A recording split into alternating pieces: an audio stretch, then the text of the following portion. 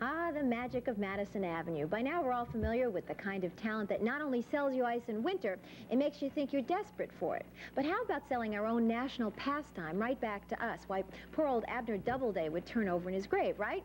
Wrong. Because it's Abner's own grandnephew, Nelson Doubleday, and his partner, Fred Wilpon, the new Mets owners, who are doing the selling, with a little help from the right kind of friends.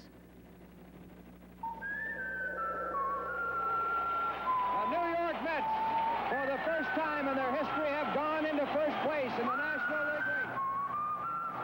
Jan Swoboda with a line drive home run over the left field wall. And the Mets are the National League champions.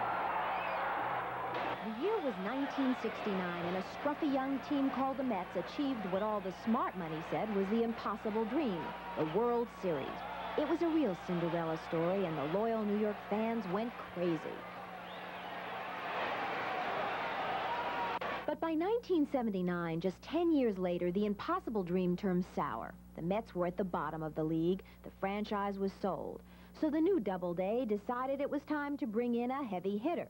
Great-granduncle looked in fields for men who could swing a bat.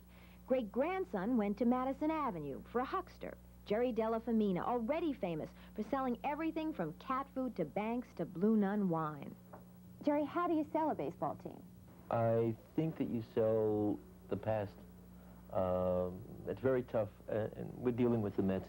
It's a team that has a future because the players are young, but the past is really something that people can hold on to. When we say the magic is back, we're not talking about a winning magic. We're talking about just a good time kind of magic. It happened in 1951, and if you were a kid at the time, you were probably coming home from school.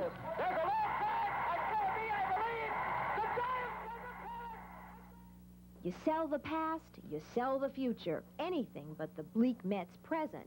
400 grand's worth of sell. But why should you need to sell it all?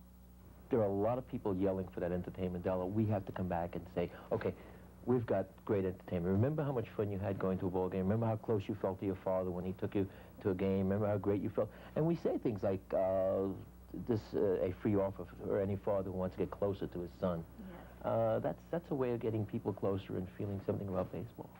But why not put the money into the team and not the advertising?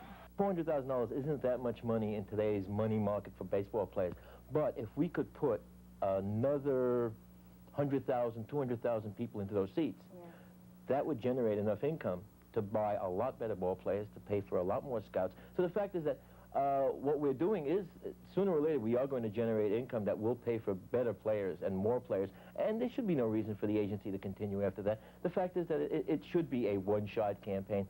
So the plan calls for the works, print ads, radio spots, and TV commercials. A client's perfect campaign. If it succeeds, it self-destructs.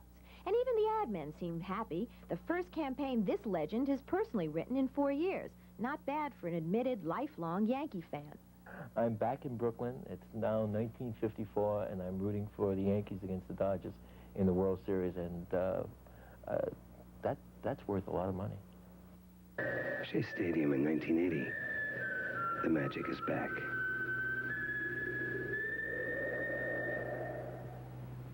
Well, the magic may be back for Della Femina, but the jury is still out for the Mets and their fans, and they're the ones who will literally have to pick up the ball. John.